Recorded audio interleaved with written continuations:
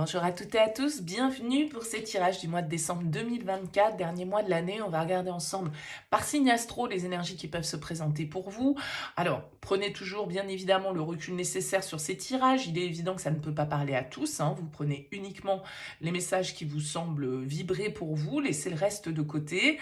Allez voir votre signe ascendant, allez voir votre signe lunaire également, ça peut vous apporter des messages complémentaires et puis ça peut vous permettre de vous faire votre propre message, on va dire, en mélangeant un petit peu tout ça. Et puis, si vous souhaitez échanger avec moi parce que l'un des tirages vous a parlé, vous avez mon mail en bas de cette vidéo, lililataro@yahoo.com.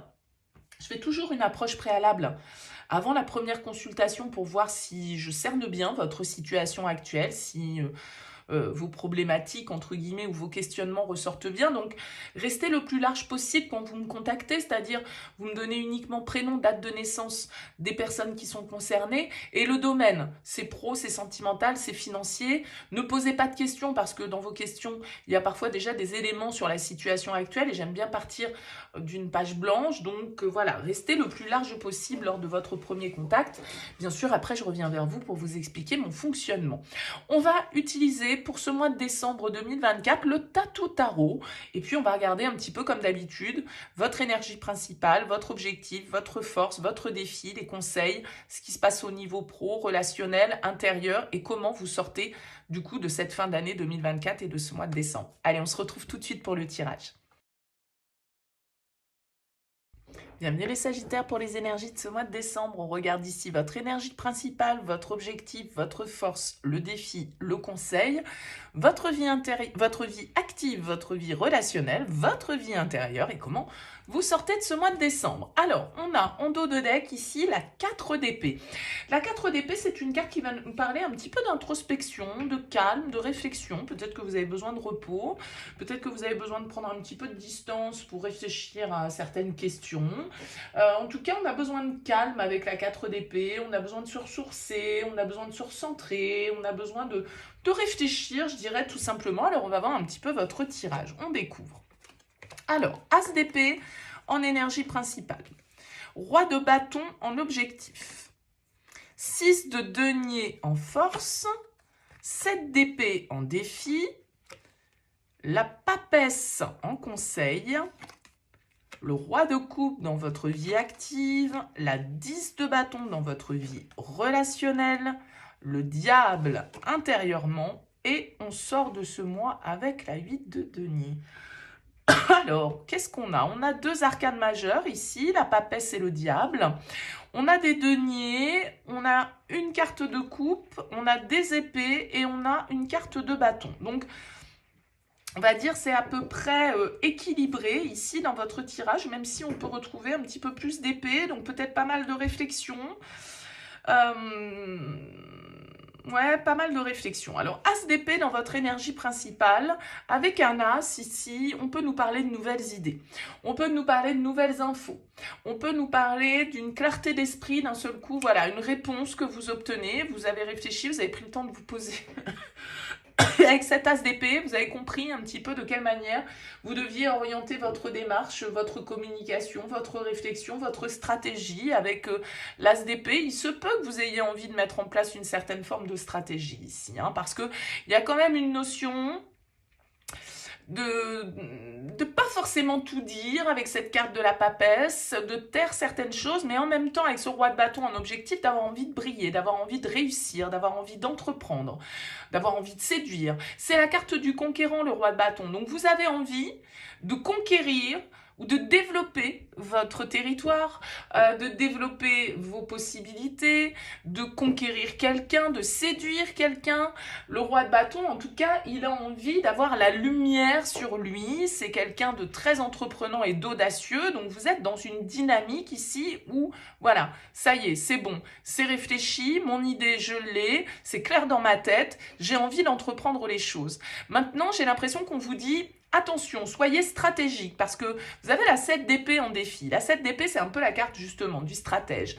C'est un peu la carte de la méfiance, des choses cachées, des mensonges, de l'hypocrisie. Bon, donc il se peut ici, avec cette 7 d'épée en défi, que vous ne puissiez pas faire confiance à tout le monde.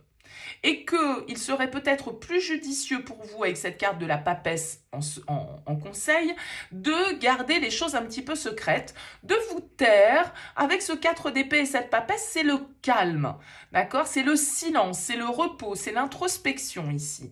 Je pense que vous avez tout intérêt à ne pas dévoiler vos pions trop rapidement en fait sur ce mois de décembre, les Sagittaires. Gardez certaines choses pour vous en tout cas.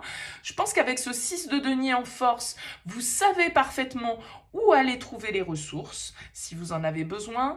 Vous savez quelle ficelle tirer entre guillemets, qui peut vous aider, à qui vous pouvez, dans quoi vous pouvez investir pour avoir un retour sur investissement. Le 6 de denier, il nous dit que vous savez jongler avec tout ça. Vous savez, comment dire, naviguer, en fait, pour obtenir cet équilibre et pour que tout soit donnant-donnant. C'est-à-dire que quand vous donnez quelque chose, c'est pas gratuit totalement non plus. Vous espérez peut-être un retour et vice-versa, bien sûr. Alors, il y a ce côté, ici, quand même, avec le diable que vous avez dans votre vie intérieure, il y a un désir que vous souhaitez assouvir. Il y a une conquête que vous souhaitez obtenir. D'accord? Il y a une victoire comme ça que vous souhaitez obtenir. Je ne sais pas dans quel domaine de vie ça peut être.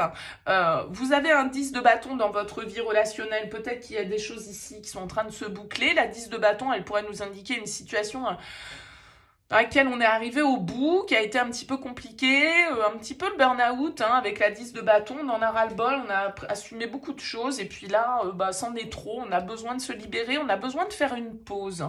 Vous avez peut-être besoin de faire une pause au niveau relationnel aussi, avec certaines personnes qui pompent un petit peu trop votre énergie, qui sont... énergivores comme ça, hein, qui viennent se nourrir auprès de vous, ça pourrait tout à fait être ça. La 10 de bâton, en tout cas, elle va nous indiquer un peu un trop-plein.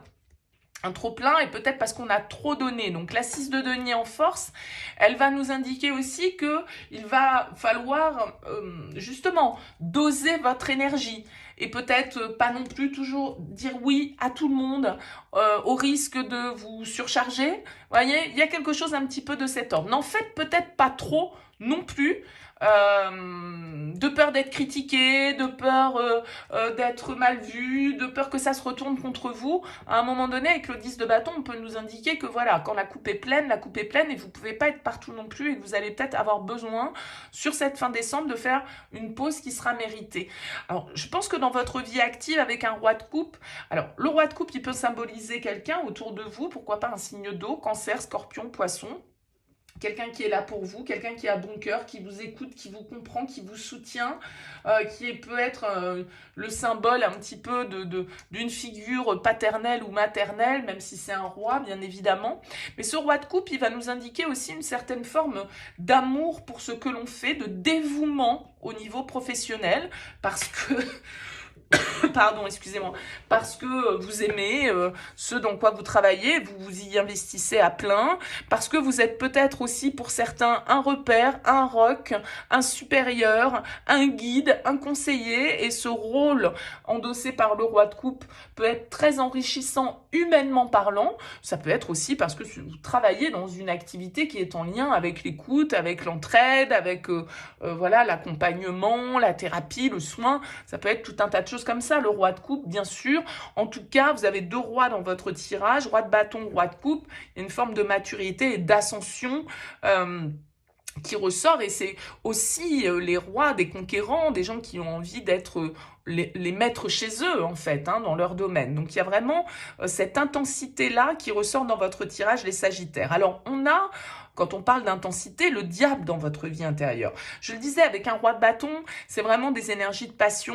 Alors attention, la passion est parfois dévorante, la passion est parfois excessive. Le diable nous alerte toujours là-dessus. Attention aux excès, attention à pas vouloir trop contrôler, attention à l'ego qui peut parfois être un petit peu au-dessus, qui peut vous pousser à l'erreur du coup avec ce 7 d'épée et à ne pas employer toujours la bonne stratégie sous prétexte que on veut avoir le pouvoir et qu'on veut être le maître dans la situation. Le diable pourrait avoir ce petit penchant négatif. Mais le diable, dans votre vie intérieure, c'est aussi une détermination, une envie de s'émanciper, une envie de faire ce qui nous plaît, ce qui nous booste en fait, hein, parce que le diable, c'est quand même une carte d'intensité et de passion.